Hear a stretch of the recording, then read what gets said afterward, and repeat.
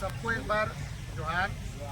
और देखिए, राज्य के 62,000 पारा शिक्षकों के हित के लिए और तमाम जिला कमेटियों, प्रखंड कमेटियों, यहाँ तक कि इंडिविजुअल पारा शिक्षकों के भी सोशल मीडिया के माध्यम से दिए गए सुझावों के आलोक में आप लोगों का पक्ष आपके प्रतिनिधि के रूप में हम लोगों ने रखा।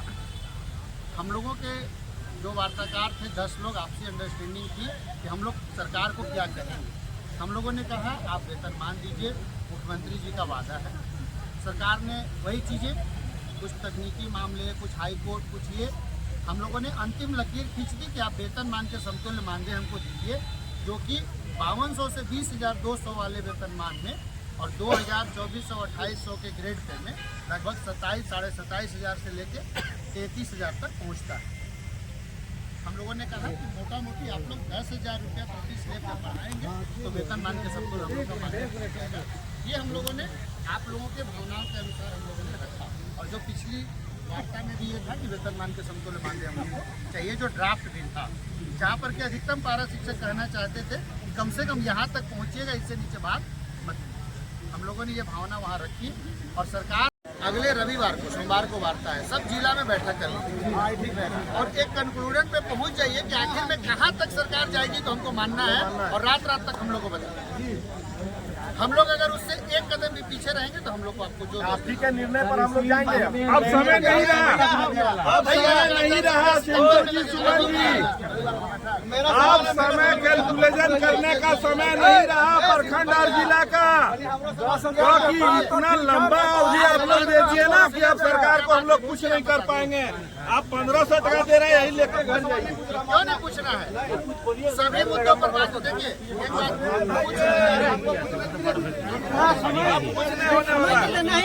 कि जिस समय आंदोलन हुआ था वो वार्ता ही 5 तारीख का, ये वार्ता ही गलत था। विधानसभा सत्र के समय होता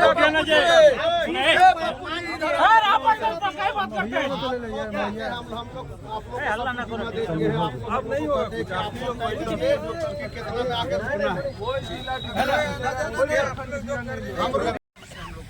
लेना पड़ेगा आदेश वित्त मंत्रालय से। हम लोगों ने भी कहा कि हमारे मुख्यमंत्री जी लोग बाहर हैं, हमारा समूह जो कहेगा हम उस पर निर्णय देंगे। आपके इस प्रस्ताव को हम लोग नहीं नकारेंगे। हम लोगों को वेतनमान के समतुल्य मानदेय दे दीजिए, पीएफ दे दीजिए, अनुकंपा दे दीजिए और टेट में जो कुछ चाहते हैं हम लोग वेटेज और जो ओवरऑल पासिंग वो कर दीजिए। नोटिया छतरपुर का मामला था वो कर दीजिए। जो छोटे छोटे मामले थे, सीटेट को जेटेट के समतुल्य मानदेय, आप इन सब मुद्दों पर सरकार बताए कि आप कहाँ तक जाते हैं। मंत्री जी ने कहा कि हमको 1 सप्ताह का समय आप दीजिए, हम कहाँ तक पहुँच पाएंगे ये हम आपको 12 तारीख को बताएंगे, क्योंकि कुछ ऐसी चीज़ें हैं जिस पर हम लोग निर्णय यहाँ नहीं ले सकते। मुख्यमंत्री, विधि विभाग, वित्त विभाग हमको जाना होगा, तब जाके निर्णय हम लोग करेंगे। अब आप लोग सोचिए कि इतना ही चीज़ कहने के लिए 3 घंटा लगा तो नहीं, एक एक चीज़ पर बहुत लंबी बात हुई, तमाम तथ्य प्रस्तुत किए गए। विकास जी, सुमन जी, निरंजन जी, दुबे जी, सब लोगों ने जितना भी कागजात था कि इसी झारखंड में आप अनुबंध कर्मियों को क्या दे रहे हैं, इसी झारखंड में आप मुख्य सचिव के कार्यालय में जो लोग अनुबंध पर काम कर रहे हैं उनको 100% उसके बराबर पैसा दे रहे हैं, तो पारा शिक्षकों को इसलिए इतना समय लगा है। एक एक बिंदु पर आधा घंटा, 40 मिनट, एक एक टॉपिक पर बात हुई। अगले सोमवार को सरकार अपना पक्ष क्लियर करेगी कि सरकार कहाँ तक पहुँचेगी। हम लोग आप लोगों से यही चाहते हैं कि हम लोग इस बार कोई निर्णय दे के वहाँ पर नहीं आए हैं। इस बार हम लोग समूह के साथ खड़े हैं। हम लोगों ने जो कहना था वो कह दिया, सरकार ने जो कहा वो भी आपसे कह दिया। निर्णय आप लोगों के सामूहिक निर्णय के अनुसार हम लोग 12 तारीख को हम लोग को पुनः बुलाया गया है। 11:30 बजे पत्र निकले। रिटायरमेंट एज के बारे में कुछ नहीं बताया सर? हाँ, 62 साल रिटायरमेंट एज सुमन जी बताते हैं। हाँ, बोलिए सुमन जी। तमाम साथियों को झारखंडी जोहार। लोकतांत्रिक व्यवस्था के अंदर हम लोगों ने आप लोगों की जनभावना का ख्याल रखते हुए, पार्षद या साझ अध्यापकों का जनभावना का ख्याल रखते हुए यह कह करके गया था कि अगर सरकार हम लोग को वेतनमान नहीं देती है, वेतनमान के समतुल्य मानदेय नहीं देती है, तो हम अडिग रहेंगे और आखिरी वक्त तक हम लोग अडिग रहे वेतनमान के समतुल्य मानदेय पर, अडिग रहे, आगे अडिग रहेंगे। तमाम बातों को हमारे सिंकू भाई ने रख दिया है। एक बात छुपी है कि डेट का जो आकलन त्रुटि का जो मामला था उस पर भी हम लोग बृहद रूप से सारा कागजात उपलब्ध कराए हैं। उस पर भी जो समाधान करने की बात मिली है, साथ ही ईपीएफ का मामला भी थोड़ा सा क्लियर हो जाए कि ईपीएफ के मामले में भी सरकार मैंने थोड़ा सा फेंकने फाकने का काम कर रहा है।